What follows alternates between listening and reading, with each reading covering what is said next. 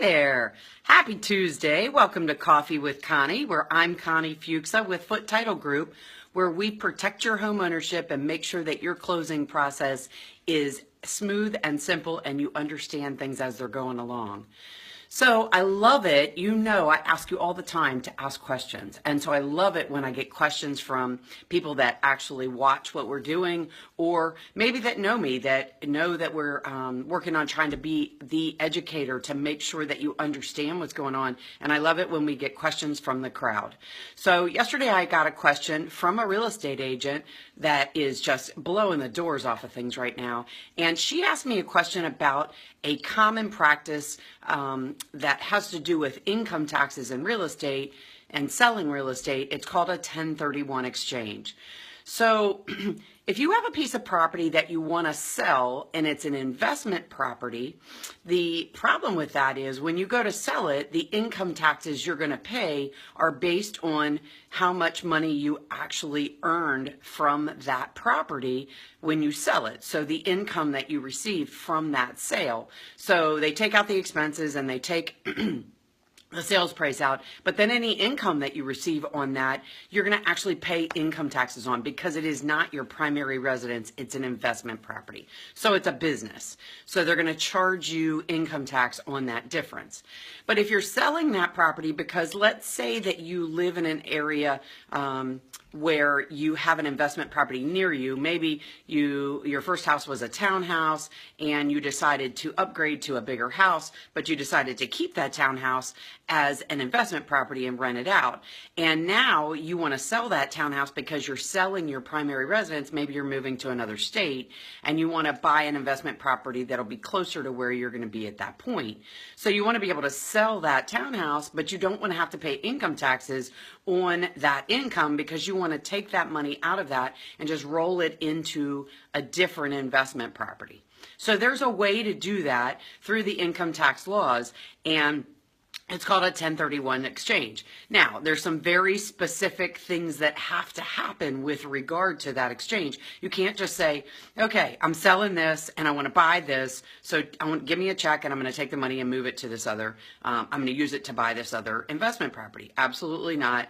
First of all, you have to understand that IRS says you cannot touch that money. You can't in any way be in control of those sales funds in order for this to work.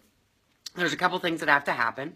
You have to have somebody that acts on your behalf. You can't even actually sell that property on your own. Someone has to act as your intermediary to handle all of the process of the sale of that property. So you have to hire a third-party person, not the company doing the closing, but a third-party person to take in the funds, to sell the property, take the funds, hold the funds till you find the new property. And then when you find the new property, they sign the paperwork on the new property and transfer the funds to the company who's doing that closing. So you never have access to those funds.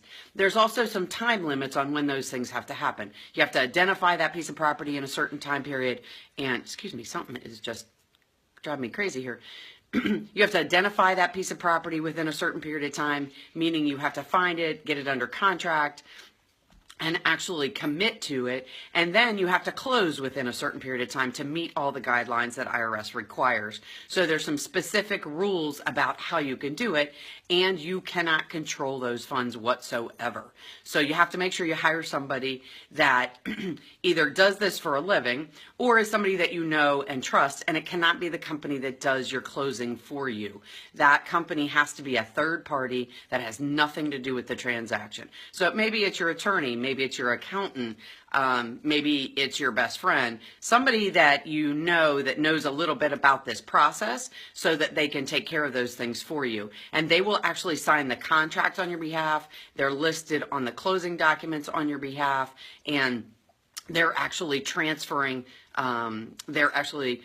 taking the funds and holding them on your behalf until you actually transfer to another property. And usually those funds are held in an escrow account that's not interest bearing, but it depends on the situation and the person. But if they are interest bearing, that interest goes directly to you through that purchase of that new piece of property. So you can do this with as many properties as you want. You can do it as often as you want, but you have to follow those specific rules that are in the IRS code to make sure that the property property that you're selling meets all the requirements, that the process meets all the requirements, and that the property you're buying meets all the requirements. And it doesn't matter if it's state to state, if you're moving from Maryland to South Carolina or from Virginia to Tennessee. It does not matter as long as you're in the United States.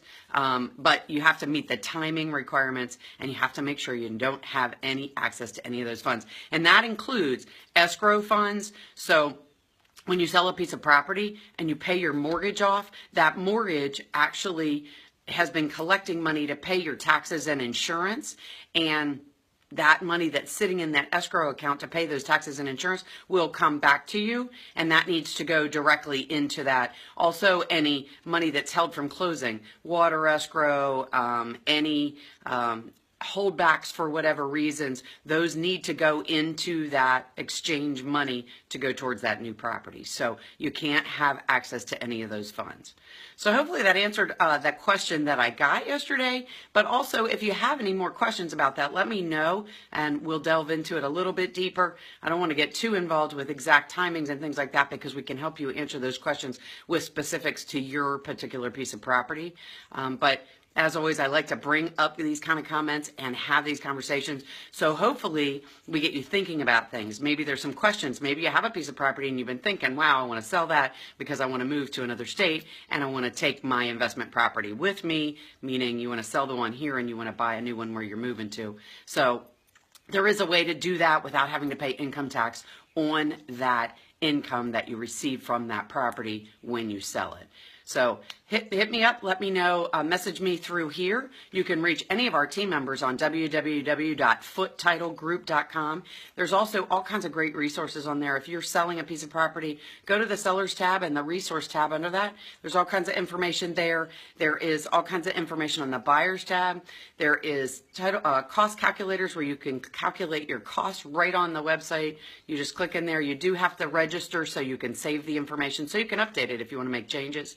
And our new feature comes out today. It's actually on the website now, and you'll start seeing an email about it. It is a little story about title insurance and how it isn't just a modern day problem, how it affected President Lincoln. So it's a very interesting little read. You want to go on our website on the homepage and you can download it right there.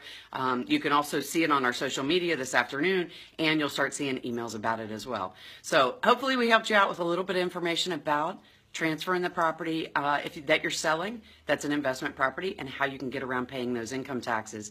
If you have any other questions about anything whatsoever, title, real estate, mortgage involved, I'd love to try to help you out with that. Please reach out to me. I'm Connie Fuksa with Foote Title Group, where we protect your home ownership. Thanks so much for tuning in to Coffee with Connie. You guys have an amazing day.